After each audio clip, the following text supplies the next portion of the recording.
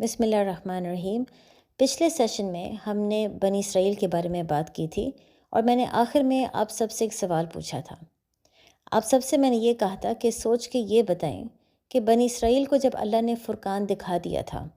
انہوں نے اپنی آنکھوں سے یہ چیز دیکھ لی تھی کہ سمندر کے 2 حصے ہو گئے، جس کی وجہ سے 6 لاکھ یہودیوں کو آزادی ملی اور فرعون اور اس کا پورا لشکر کو اللہ نے برباد کر دیا۔ اللہ خود ہمیں یہ بات سمجھاتے ہیں کہ یہ فرقان تھا ان کے لیے، کیونکہ اتنا بڑا معجزہ دیکھنے کے بعد ہر یہودی کو اس وقت یقین ہو گیا تھا کہ وہ سیدھے راستے پہ ہے، اور پھر اس کے دل میں کسی قسم کا شک نہیں رہا۔ تو جب اللہ نے ان کا شک ختم کر دیا فرقان دکھا کر، اللہ پھر بار بار ان کو معجزے کیوں دکھا رہے تھے؟ اب اس میں ایک جواب یہ ہو سکتا ہے کہ یہودیوں کو اس وقت مذہب کی پراپر انڈرسٹینڈنگ نہیں تھی۔ وہ لوگ یہ سمجھ رہے تھے کہ اللہ نے کیونکہ موسیٰ علیہ السلام کو ان کی طرف بھیج دیا تھا، اب موسیٰ علیہ السلام کے آنے کی وجہ سے ان کے تمام مشکلات ختم ہو جائیں گے اور اب ان کی زندگی میں صرف آرام اور آسانی ہوگی۔ بلکہ یہی وجہ ہے کہ وہ مینٹلی تیار ہی نہیں تھے جہاد کرنے کے لیے۔ تو جب وہ صحرا میں گئے اور اللہ نے ان کو حکم دیا کہ پرومس لینڈ کینان میں جہاد کر کے داخل ہو جاؤ، تو وہ اس چیز کے لیے تیار ہی نہیں تھے۔ وہ ایکسیپٹ ہی نہیں کر سکتے تھے کہ اب جب ہمیں آزادی مل گئی ہے تو اللہ نے ایک اور ہمارے سامنے مشکل کھڑا کر دیا۔ جہاد تو بہت مشکل ہے۔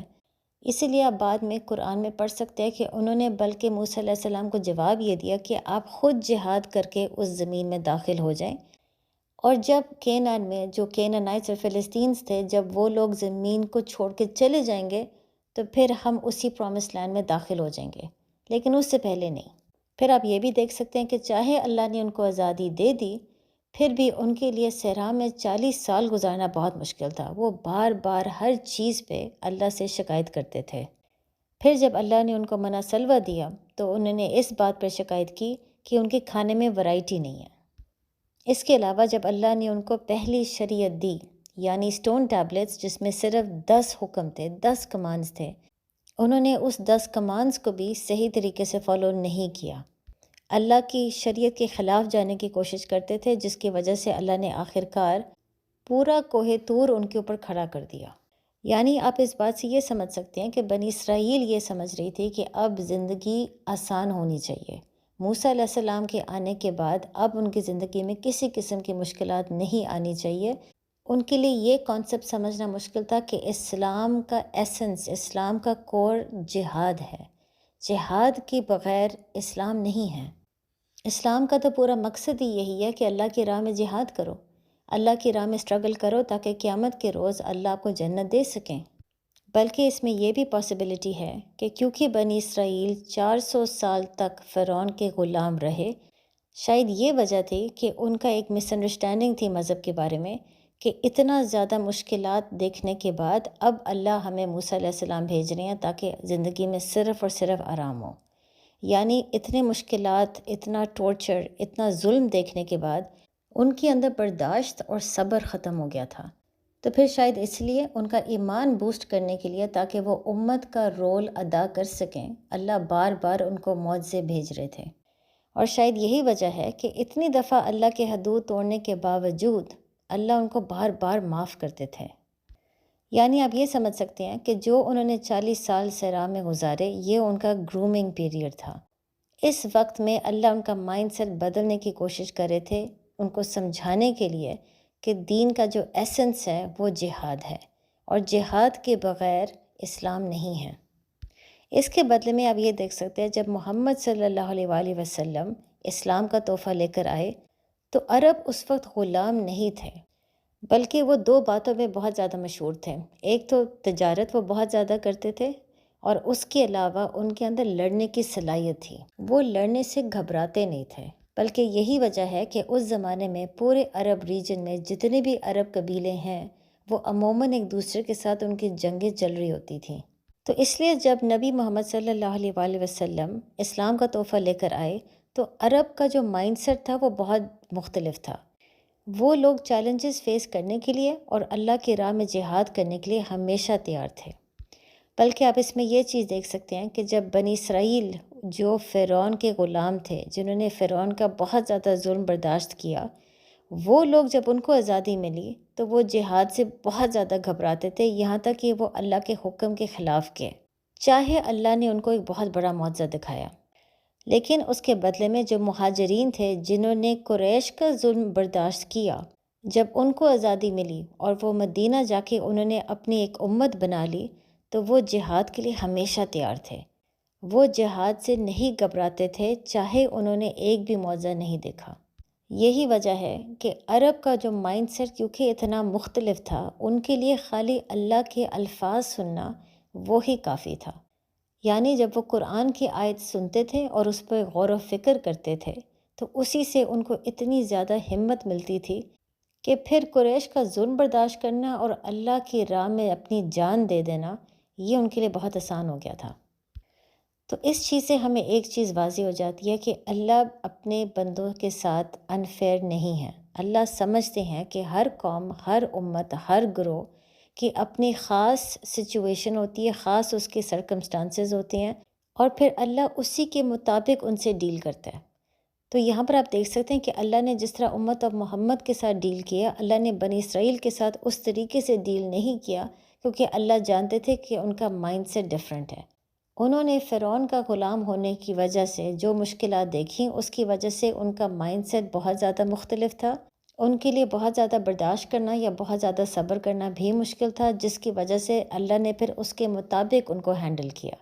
ساتھ ہی کیونکہ امت آف محمد صلی اللہ علیہ وآلہ وسلم، کیونکہ ان کا ماحول مختلف تھا، ان کا مائنڈ سیٹ مختلف تھا، اس لیے اللہ نے جو ان کو ہینڈل کیا وہ ایک مختلف طریقے سے کیا۔ بلکہ اس سے ہم یہ بھی سیکھ سکتے ہیں کہ جس طرح اللہ نے ہر قوم کو، ہر امت کو اس کے مطابق ڈیل کیا، اسی طرح اللہ ہر انسان کو اس کے سرکمسٹانسز کے مطابق ڈیل کرتا ہے۔ یعنی ہم میں سے ہر انسان کے اپنے چیلنجز ہیں، اپنے ٹراماز ہیں، اپنی مشکلات ہیں جو ہم نے پوری زندگی دیکھی ہیں، اور اللہ یہ چیز جانتا ہے۔ اس لیے اللہ ہر انسان کو اس کے سرکمسٹانسز کے مطابق ہی آزماتا ہے اور اس کے مطابق ہی اپرچونٹیز دیتا ہے، کیونکہ اللہ جانتے ہیں کہ کچھ لوگوں کے لیے جہاد کرنا بہت آسان ہے اور کچھ لوگوں کے لیے جہاد کرنا بہت مشکل۔ لہٰذا وہ لوگ جن کے لیے جہاد کرنا بہت زیادہ مشکل ہے، اپنے پاسٹ ٹراماز کی وجہ سے، اللہ ان کو مزید اپرچونٹیز دے گا تاکہ وہ آخر کار ہمت کریں اور اسلام کے راستے پہ چلنا شروع کریں۔ لیکن اللہ کا کام ہے ان کو اپرچونٹیز دینا، انسان کا کام ہے ان اپرچونٹیز کا فائدہ اٹھانا۔ اللہ کسی کے بیہاف پہ فیصلے نہیں کرے گا، فیصلہ ہمارا ہوگا۔ اللہ کا صرف کام یہ ہے کہ وہ ہمیں اپرچونٹیز دیں ہمارے اپنی زندگی، مشکلات اور ٹراماز کے مطابق۔ تو اب یہاں دیکھ سکتے ہیں کہ اللہ نے سورہ بقرہ میں بنی اسرائیل کے 4 مین کیریکٹرسٹکس ہمیں بتا دی ہیں، جس کی وجہ سے ان کا دل بہت زیادہ سخت ہو گیا تھا اور وہ متقین سے منافق کے راستے پہ چلنا شروع ہو گئے تھے۔ سب سے پہلے یہ کہ وہ اپنی خواہشات کی عبادت کرتے تھے۔ دوسری بات یہ، وہ بہت زیادہ اللہ کی ناشکری کرتے تھے۔ تیسرا، ان کے اندر گریڈ، ان کے اندر لالچ بہت زیادہ آ گیا تھا، کیونکہ ان کے دل میں دنیا کی محبت بہت زیادہ تھی۔ اور آخر میں ان کو ہمیشہ اللہ کے حکم کو چیلنج کرنا یا ان کا مذاق اڑانا، اس چیز کا بہت زیادہ شوق تھا۔ اور سرپرائزنگلی آپ یہ چاروں کیریکٹرسٹکس ابلیس کے اندر دیکھ سکتے ہیں۔ ابلیس نے بھی شرک کیا، ابلیس نے بھی اپنی خواہشات کی عبادت کی۔ مثلاً کیونکہ وہ آدم علیہ السلام کے آگے سجدہ نہیں کرنا چاہتا تھا، اس نے اپنی خواہشات کی پیروی کی اور اللہ کے حکم کے خلاف کیا۔ دوسرا، آپ دیکھ سکتے ہیں کہ ابلیس کے اندر بھی لالچ، گریڈ، پاور کی گریڈ بہت زیادہ تھی، جس کی وجہ سے اس نے آدم علیہ السلام کو سجدہ کرنے سے انکار کیا۔ وہ یہی سمجھتا تھا کہ وہ آدم علیہ السلام سے بہتر ہے، تو وہ آدم علیہ السلام کے آگے سجدہ کیوں کرے۔ تیسرا، وہ ہمیشہ اللہ کی ناشکری کرتا تھا، یہاں تک کہ جب وہ اللہ کے حکم کے خلاف گیا اور اللہ نے پھر اس کو جہنم میں بھیجنے کا فیصلہ کیا، تو بجائے اس کے کہ وہ اللہ سے معافی مانگے، اس نے الٹا پورا الزام اللہ پر ڈال دیا۔ یعنی اس کی بحث یہ تھی کہ اگر اللہ سجدے کا حکم نہ دیتا تو وہ پھر جہنم میں نہ جا رہا ہوتا، کیونکہ اللہ نے اس قسم کا مشکل حکم دیا، اس کی وجہ سے ہی اس کو سزا ملی، تو اس لیے اس نے پورا الزام اللہ پر ڈال دیا۔ یہاں پر آپ دیکھ سکتے ہیں اس کی ناشکری کی حد۔ اور پھر آخر میں بالکل بنی اسرائیل کی طرح آپ یہ بھی دیکھ سکتے ہیں کہ ابلیس کو اللہ کے حکم کو چیلنج کرنے کا بہت زیادہ شوق تھا، اور یہی وجہ ہے کہ اس نے نہ تو صرف سجدہ کرنے سے انکار کیا، بلکہ اس نے اللہ کو چیلنج کیا، اللہ سے وعدہ کیا کہ وہ انسان کو غلط راستے پر لے کر جائے گا، یہ ثابت کرنے کے لیے کہ انسان اس کے سجدے کا حقدار نہیں۔ یہ بھی ساری باتیں سورہ الاعراف میں اللہ ان کا ذکر کرتے ہیں۔ تو اس لیے آپ دیکھ سکتے ہیں کہ سورہ بقرہ میں ان تمام آیتوں میں اللہ ہمیں تھیوریٹیکل اور پریکٹیکل کتنے اگزامپلز دے رہے ہیں، صرف یہ بات بار بار سمجھانے کے لیے کہ وہ کون سے کیریکٹرسٹکس ہے جس سے ہم نے اپنے آپ کو بچا کے رکھنا ہے، ورنہ ہمارا بھی دل سخت ہو جائے گا اور ہم آہستہ آہستہ متقین سے منافع کے راستے پہ چلنا شروع ہو جائیں گے۔ اور اب اس کو مزید سمجھانے کے لیے اللہ آیت نمبر 74 میں کہتے ہیں، پھر تمہارے دل سخت ہو گئے اور پتھر کی طرح بن گئے، بلکہ پتھر سے بھی زیادہ سخت، اور پتھروں میں کچھ ایسے پتھر ہیں جن سے ندیاں بہتی ہیں، اور کچھ ایسے بھی ہیں کہ جب وہ پھٹ جاتے ہیں تو ان میں سے پانی نکلتا ہے، اور کچھ ایسے بھی ہیں جو اللہ کے ڈر سے گر پڑتے ہیں، اور اللہ تمہارے اعمال سے ہرگز بے خبر نہیں۔ اب یہاں پر اللہ ہمیں یہ سمجھا رہے ہیں کہ بنی اسرائیل شروع میں جب کوئی معجزہ دیکھتے تھے تو ان کا دل بلکہ نرم ہو جاتا تھا اور وہ مزید اللہ کے راستے پہ چلتے تھے، لیکن پھر آخر کار ایک ایسا وقت آ گیا کہ ان کے دل سخت ہو گئے، اتنے زیادہ سخت ہو گئے کہ معجزہ دیکھنے کے بعد بھی ان کا دل نرم نہیں ہوتا تھا، ان کے اندر ہمبلنس نہیں آتی تھی۔ اب یہ دلوں کا قصہ اللہ مزید ہمیں آیت نمبر 74 میں سمجھا رہے ہیں۔ یہاں پر اللہ 3 قسم کے پتھروں کا ذکر کر رہے ہیں۔ ایک پتھر ایسے جس سے ندیاں بہتی ہیں، ایک پتھر ایسا ہے جس سے پانی باہر نکلتا ہے جب وہ پتھر پھٹ جاتا ہے، اور پھر ایک پتھر اس قسم کا ہے جو اللہ کے ڈر میں گر جاتا ہے۔ اب جو پہلا پتھر ہے جس میں اللہ اب سمجھا رہے ہیں کہ ندیاں بہتی ہیں، یہ گائزر کی طرح ہے۔ گائزر کو بلکہ آپ آن لائن بھی سرچ کر سکتے ہیں، GEYSER۔ اس سے بلکہ آپ کو یہ سمجھ آئے گی کہ گائزر تب بنتا ہے جب زمین سے پھٹ کے گرم پانی تیز رفتار میں باہر آتا ہے، بلکہ اس وقت وہ پانی سٹیم کے شکل میں ہوتا ہے۔ اب یہ گائزر بنتا کیسے ہے؟ وہ ایسے کہ جو پانی زمین پر ہوتا ہے وہ آہستہ آہستہ زمین کے اندر سیپ ان کرنا شروع ہو جاتا ہے، اور اب ہم کیونکہ جانتے ہیں کہ زمین کے اندر بہت سے لیئرز ہوتے ہیں، تو یہ پانی آہستہ آہستہ سیپ کرتے ہوئے تمام لیئرز کو کراس کر کے ارتھ کے بالکل سینٹر کے بہت قریب چلا جاتا ہے۔ اور اب کیونکہ جانتے ہیں کہ ارتھ کے بالکل سینٹر میں میگما ہوتی ہے جو بہت ہی گرم ہے، اس کی وجہ سے جب پانی میگما کے بہت قریب آ کے وہاں پہ پھنس جاتی ہے، ٹریپ ہو جاتی ہے، تو اس کے نیچے گرم گرم میگما ہوتا ہے جس کی وجہ سے پانی ہیٹ اپ ہونا شروع ہو جاتا ہے، اور پانی کے اوپر پھر لیئرز اینڈ لیئرز آف پتھر ہیں جو پانی کے اوپر بہت زیادہ پریشر ڈالتی ہے۔ تو آپ خود سوچ سکتے ہیں پانی کے اوپر جب اوپر سے بہت پریشر ہو اور نیچے سے گرم گرم میگما ہو تو وہ اچانک پانی سٹیم کے شکل میں تیز رفتار میں اوپر کی طرف جاتا ہے اور پھر آخر کار زمین سے پھٹ کے باہر نکل آتا ہے۔ اس کو گائزر کہتے ہیں۔ اس کے بدلے میں جو دوسرا قسم کا پتھر ہے جس کا اللہ ذکر کر رہے ہیں، وہ ایک ایسا پتھر ہے جس کے اندر سے پانی آہستہ سیپ ان کرنا شروع ہو جاتا ہے، اور سیپ ان کرتے ہوئے پانی اس پتھر کے اندر پھنس جاتا ہے، ٹریپ ہو جاتا ہے۔ اس کے بعد جب ٹیمپریچر گرتا ہے تو وہی پانی جو اندر ٹریپ ہوتا ہے وہ آہستہ آہستہ برف بن جاتی ہے، اور ظاہر ہے کیونکہ برف سالڈ کی شکل میں ہوتی ہے تو وہ اس پتھر کے اندر اتنا پریشر ڈالتی ہے کہ آہستہ آہستہ پتھر پھٹ جاتا ہے۔ جب وہ پتھر کریک ہوتا ہے تب برف کی پگھلنے کی وجہ سے پانی جو اندر ٹریپ تھا وہ آہستہ آہستہ باہر آنا شروع ہو جاتا ہے۔ آخر میں جو اللہ نے پتھر کا ذکر کیا ہے اس میں آپ دیکھ سکتے ہیں کہ اللہ ہمیں نہیں بتا رہے کہ اس پتھر کے اندر پانی جاتا ہے یا اس پتھر سے باہر پانی آتا ہے،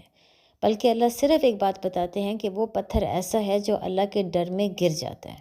اب یہ جو 3 قسم کے پتھر ہیں یہ ہمارے 3 دلوں کے سٹیجز یا 3 ایمان کے سٹیجز کے بارے میں ہمیں بتا رہے ہیں، اور یہ 3 کون سے سٹیجز ہیں؟ حدیث کے مطابق ہم جانتے ہیں یہ سٹیجز ہیں اسلام، ایمان اور احسان۔ اس کے متعلق ایک بہت لمبی حدیث ہے جو آپ خود ہی آن لائن سرچ کر سکتے ہیں، لیکن اس حدیث کو سمرائز کرتے ہوئے میں آپ کو بس اتنا بتا دوں کہ ایک وقت ایسا تھا کہ جبریل علیہ السلام انسان کی صورت میں نبی محمد صلی اللہ علیہ وآلہ وسلم کے پاس آئے تھے ان کو دین کے بارے میں سکھانے کے لیے۔ تو انہوں نے نبی سے پوچھا کہ مجھے اسلام کے بارے میں بتائیں۔ اس وقت نبی نے یہ جواب دیا کہ اسلام کا مطلب ہے یہ گواہی دینا کہ اور کوئی خدا عبادت کے لائق نہیں سوائے اللہ، اور محمد صلی اللہ علیہ وآلہ وسلم اللہ کے رسول ہیں۔ اسلام کا یہ بھی مطلب ہے نماز کو قائم کرنا، زکوٰۃ دینا، روزے رکھنا اور اگر پاسبل ہو انسان کے لیے تو پھر حج کرنا۔ جبریل علیہ السلام نے یہ جواب سن کے ان کو آگے سے کہا کہ آپ نے بالکل سچ بولا ہے۔ اب ظاہرہ جو صحابہ اس وقت بیٹھے ہوئے تھے وہ اس بات پہ حیران ہو گئے تھے کہ یہ کس قسم کا انسان ہے جو نبی کو آگے سے ویلیڈیشن دے رہا ہے، جو نبی کو آگے سے سکھا رہا ہے کہ آپ نے اس وقت جو جواب دیا وہ بالکل ٹھیک ہے، کیونکہ نبی اس وقت جانتے تھے کہ یہ جو انسان ہے یہ جبریل ہے جو انسان کے روپ میں آ کے مجھے دین سکھا رہا ہے،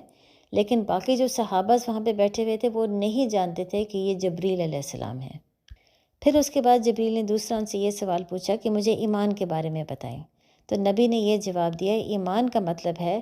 اللہ پر ایمان، فرشتوں پر ایمان، اللہ کے کتابوں پر، اللہ کے پیغمبروں پر ایمان، آخری دن پر ایمان اور قدر پر ایمان۔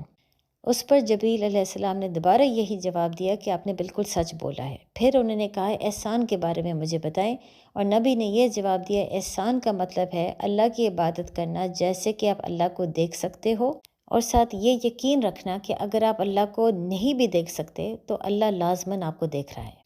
تو پھر ہم یہ پوچھ سکتے ہیں کہ یہاں پر اسلام، ایمان، احسان اور جو 3 قسم کے پتھر اللہ نے ذکر کیا ہے ان کے بیچ میں تعلق کیا ہے؟ سب سے پہلی تو یہ بات ہے جس پتھر کا اللہ نے ذکر کیا جس میں پانی اندر آ کے پھنس جاتا ہے، برف بھی بن جاتا ہے اور وہ تبھی باہر آتا ہے جب وہ پتھر پھٹ جاتا ہے، یہ ایمان والا سٹیج ہے۔ مطلب یہ ایک ایسا انسان ہے جو اللہ کی آیتوں کو سنتا ہے، اس میں تھوڑا سا غور و فکر بھی کرتا ہے اور اس کی وجہ سے اللہ کا نور اس کے دل میں داخل ہو جاتا ہے، آہستہ آہستہ کر کے وہ سیپ ان ہو جاتا ہے، بالکل ایسے جیسے وہ پانی آہستہ آہستہ کر کے پتھر میں سیپ ہونا شروع ہو جاتا ہے۔ لیکن اس وقت ایسے انسان کے لیے جہاد کرنا، اپنے آپ کو بدلنا، اللہ کے راستے پر چلنا مشکل ہے، چاہے اس نے قرآن کی آیتیں سنی ہے، چاہے وہ نور اس کے دل میں سیپ ہونا شروع ہو گئی ہے، اس کے لیے بہت زیادہ اپنے آپ کو بدلنا مشکل ہے، کیونکہ سوسائٹی کا بہت ڈر ہے، لوگوں کا ویلیڈیشن وہ ہمیشہ حاصل کرنے کی کوشش کر رہا ہوتا ہے، تو چاہے وہ قرآن کو سمجھتا ہے، اس پہ تھوڑا سا غور و فکر بھی کرتا ہے، اس کے لیے پورا کا پورا اپنے آپ کو بدلنا بہت مشکل ہے۔ یعنی وہ کبھی کبھی اسلام کے راستے پر چلے گا، پھر وہ رک جائے گا، پھر وہ دوبارہ چلنے کی کوشش کرے گا، پھر وہ دوبارہ رک جائے گا، بالکل ایسے جیسے ایک خوفناک منافق ہوتا ہے جس کا ہم نے پہلے بھی سورہ بقرہ میں ذکر کیا تھا۔ لیکن اچانک جب اللہ اس کے اوپر کوئی بہت بڑی آزمائش بھیجتا ہے جس سے اس کا دل ٹوٹ جاتا ہے، تب وہ جتنا بھی ایمان، جتنا بھی نور اندر تھا، وہ سارا نور آہستہ آہستہ باہر آنا شروع ہو جاتا ہے۔ پھر وہ انسان آہستہ آہستہ کر کے جہاد کو بھی سمجھتا ہے، اپنے آپ کو بدلنے کی مزید کوشش کرتا ہے، اپنے فیئرز کو اوورکم کرنے کی کوشش کرتا ہے، سوسائٹی سے ویلیڈیشن نہیں حاصل کرتا، آہستہ آہستہ کر کے وہ اپنے آپ کو پورا بدلنے کی کوشش کرتا ہے کہ وہ منافق سے متقین کے راستے پہ چلنا شروع ہو جائے۔ اور کیونکہ یہ اب جہاد کرنا شروع ہو گیا ہے، اس لیے ایک ایسا انسان ایمان کے راستے پر اب چلتا ہے۔ اور جہاد سے یہاں پر کیا مراد ہے؟ جہاد کا یہاں پر مطلب یہ ہے کہ کوئی بھی اسٹرگل کرنا اللہ کی راہ میں، مثلاً غریبوں کی مدد کرنا، کوئی بھی چیریٹی کا کام کرنا، سچ کو پھیلانا، ہجرت کرنا، اللہ کی راہ میں اپنی جان دے دینا، یہ تمام چیزوں کو جہاد کہتے ہیں۔ تو پھر ایسا انسان مزید اپنے ریسورسز، مزید اپنا وقت جہاد کی طرف لگانا شروع کرے گا، اللہ کی راہ میں لگانا شروع کرے گا، اور جب وہ یہ کام کرے گا تو آہستہ آہستہ اس کا تقویٰ کا لیول بھی بڑھنا شروع ہو جاتا ہے، وہ دین کو سیریس بھی لینا شروع ہو جاتا ہے اور وہ متقین کے راستے پہ آ جاتا ہے۔ پھر اس وقت وہ بار بار اپنی نیت، اپنے خیالات، اپنے اعمال، ان تمام چیزوں کے بارے میں بار بار غور و فکر کرتا ہے، اور اس وقت اس کا یقین ہو جاتا ہے اللہ پر، اللہ کی کتابوں پر، فرشتوں پر، پیغمبر پر، آخری دن پر اور قدر پر، وہی چیزیں جن کا ذکر حدیث میں ہوا تھا۔ یعنی اس سٹیج پہ آ کے اس کو واقعی اتنا یقین ہونا شروع ہو جاتا ہے کہ وہ اللہ کے سامنے کھڑا ہوگا کہ وہ دین کو سیریس لینا شروع ہو جاتا ہے۔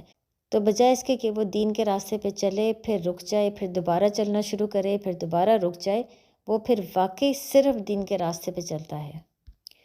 اس کے بدلے میں جو گائزر کا میں نے ذکر کیا تھا، وہ ایک ایسا انسان ہے جو احسان کے سٹیج پہ پہنچ چکا ہے، وہ اللہ کی عبادت اس طریقے سے کرتا ہے جیسے وہ اللہ کو دیکھ سکتا ہے۔ ایسے مسلمان کے لیے جب وہ قرآن کی آیت سنے گا تو آہستہ آہستہ اللہ کا نور اس کے دل میں داخل ہو جائے گا، بالکل ایسے ہی جیسے وہ انسان جو ایمان کے سٹیج پہ ہے۔ لیکن فرق یہ ہے کہ جو انسان اس سٹیج پہ ہے، جب اللہ کی آیتیں اس کے دل میں داخل ہو جائیں گی اور آہستہ آہستہ سیپ ان ہونا شروع ہو جائیں گی، یہ انسان بہت زیادہ غور و فکر کرتا ہے۔ یہ پھر اس کے بعد بہت سے اچھے بھی سوال پوچھتا ہے، زندگی کا مقصد ڈھونڈنے کی کوشش کرتا ہے، اور پھر اپنے سوال کے جواب ڈھونڈنے کے لیے بہت زیادہ ریسرچ کرتا ہے۔ مثلاً یہ ایک ایسا انسان ہے جس کا اتنا زیادہ گروتھ مائنڈ سیٹ ہے کہ وہ ایک سنسیئرلی اللہ کے پیغام کو سمجھنے کی کوشش کر رہا ہے۔ اور صرف یہ نہیں کہ وہ بہت زیادہ سوال پوچھتا ہے یا ریسرچ کرتا ہے، یہ ایک ایسا انسان ہے جس کو جاہلیت سے نفرت ہے، سیکھنے کا بہت زیادہ شوق ہے، اور جب بھی وہ ظلم اور زیادتی دیکھتا ہے یا یہ دیکھتا ہے کہ کسی کے ساتھ بے انصافی ہو رہی ہے تو وہ اس چیز کو برداشت نہیں کرتا۔ مطلب وہ ایسی چیزوں کو اگنور نہیں کر سکتا، بلکہ جتنا وہ دیکھتا ہے اتنا ہی اندر سے اس کا خون کھولتا ہے، بالکل ایسے ہی جیسے پانی کھولتا ہے جب وہ میگما کے بہت قریب آ جاتا ہے۔ مثلاً جو بھی دنیا میں ظلم، زیادتی، بے انصافی ہو رہی ہے، یہ تمام چیزیں میگما کا رول ادا کرتی ہیں، جس کی وجہ سے ایسا انسان کے لیے اس کا خون کھولتا ہے جب بھی وہ یہ چیزیں دیکھتا ہے، اور وہ مزید پھر سوال پوچھتا ہے کہ پھر زندگی کا مقصد کیا ہے۔ ساتھ ہی اللہ ایسے انسان کے اوپر بہت زیادہ مشکلات بھی بھیجتے ہیں، اور یہ تمام ٹیسٹ اس انسان کے اوپر پریشر ڈالتے ہیں، بالکل ایسے ہی جیسے پانی کے اوپر جتنے بھی پتھر کے لیئرز ہیں وہ پانی کے اوپر پریشر ڈالتی ہیں۔ تو پھر آخر کار جیسے گائزر میں پانی اچانک گرم ہو کے اسٹیم بن کے تیز رفتار میں پھٹ کے باہر آ جاتا ہے، اسی طرح ایسے انسان کے لیے جو اس کے اندر نور ہے وہ تیز رفتار میں پھٹ کے باہر آ جاتا ہے۔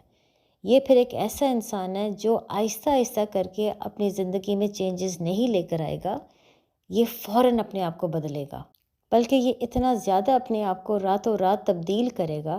کہ اس کے خیالات، اس کا بیہیویئر، اس کی اعمال، ہر چیز میں انسان کو تبدیلی نظر آئے گی۔ پھر ایسے انسان کے اندر جو پازیٹیو انرجی باہر نکلتی ہے نا، وہ بہت زیادہ ہوتی ہے، اتنی زیادہ کہ وہ دوسروں کو بھی اسلام کی طرف اٹریکٹ کرنا شروع ہو جاتا ہے۔ اس سے آپ پھر یہ سمجھ سکتے ہیں کہ جو انسان ایمان کے سٹیج پہ ہوتا ہے، اس کا بھی جب نور باہر آنا شروع ہو جاتا ہے، وہ بھی پازیٹیو انرجی دیتا ہے، وہ بھی لوگوں کو اسلام کی طرف کھینچ کے لے کر آتا ہے، لیکن اس کی پازیٹیو انرجی کم ہے۔ جو انسان احسان کے سٹیج پہ ہے، اس کی پازیٹیو انرجی اتنی زیادہ ہے کہ بہت سے لوگ اس سے اٹریکٹ ہو کے اسلام کی طرف آتے ہیں۔ جو آخری پتھر اللہ نے ذکر کیا ہے، جو اللہ کے ڈر میں گرتا ہے لیکن اس کے اندر نہ پانی ہے نہ پانی باہر آتا ہے، یہ وہ دل ہے جو اسلام کے سٹیج پہ ہے۔ مطلب یہ وہ انسان ہے جو اسلام کے اندر داخل تو ہو گیا، لیکن کیونکہ اس کا جہاد بالکل ہی منیمم والے لیول پہ ہے، بالکل کم ہے، اس کی وجہ سے وہ نہ ایمان نہ احسان کے سٹیج پہ ہے۔ یعنی یہ وہ انسان ہے جو اسلام کے 5 پلرز کو فالو کر رہا ہے، لیکن اس کا جہاد صرف یہی ہے، اس کے علاوہ نہیں۔ اس کے لیے مذہب صرف 5 وقت کی نماز، روزہ، زکوٰۃ، حج اور توحید ہے۔ اس کے علاوہ اللہ کی راہ میں اسٹرگل کرنا، سیکریفائس کرنا، جہاد کرنا، یہ تمام چیزیں اس کے لیے بہت مشکل ہے۔ اس کا مطلب ہے یہ ایک ایسا مسلمان ہے جس نے اپنے لیے اسلام اور دین کو بالکل سمپل ہی رکھا ہوا ہے، وہ اس سے زیادہ جانے کی کوشش ہی نہیں کرتا۔ بلکہ اس زمانے میں مدینہ میں بہت سے بدو عرب تھے جن کا بالکل یہی حال تھا۔ وہ نبی محمد صلی اللہ علیہ وآلہ وسلم کو فالو ضرور کر رہے تھے، 5 وقت کی نماز بھی پڑھتے تھے، روزہ، زکوٰۃ، حج، یہ تمام چیزیں کر رہے تھے، لیکن ان کے لیے مزید آگے بڑھنا، جہاد کرنا، اسٹرگل کرنا، یہ چیزیں بہت مشکل تھیں۔ اب ان تمام چیزوں سے ہم کیا سیکھ سکتے ہیں؟ کوئی بھی مسلمان کے لیے یہ چیز جاننا کہ وہ کون سے سٹیج پہ ہے یہ ناممکن ہے، کیونکہ یہ صرف اللہ جانتا ہے، لیکن ہر مسلمان کا کام یہ ہے کہ وہ کم از کم اس قسم کے گولز کو ضرور سیٹ کرے جس کی وجہ سے آہستہ آہستہ وہ اسلام سے، ایمان سے، احسان کی طرف جا سکے۔ یعنی ہر مسلمان کا کام یہ ہے کہ سب سے پہلے وہ اپنے دل کو نرم کرنے کی کوشش کرے، کیونکہ نرم دل اللہ کے الفاظ کو جذب کر لیتا ہے، بالکل ایسے ہی جیسے ایک نرم فرٹائل زمین پانی کو جذب کر لیتی ہے۔ اگر ایک دل سخت ہوگا، اس میں غرور، اس میں نفرت، حسد، جیلسی، یہ تمام چیزیں بہت زیادہ ہوں گی، ایسا دل قرآن کی آیت کو جذب ہی نہیں کر سکتا۔ اس کے علاوہ ایک نرم دل کے ساتھ ساتھ ہر مسلمان کو کوشش کرنا چاہیے کہ وہ ایک گروتھ مائنڈ سیٹ کو اڈاپٹ کرے، اپنے آپ کو چیلنج کرے، اپنے آپ کو کمفرٹ زون سے باہر نکالنے کی کوشش کرے، اپنے فیئرز کو فیس کرنے کی کوشش کرے۔ اس لیے اب یہاں پر آپ دیکھ سکتے ہیں جو اللہ ہمیں سمجھا رہے ہیں یہ بالکل وہی باتیں جو سورہ بقرہ کی شروع کی آیتوں میں آ گئی تھیں۔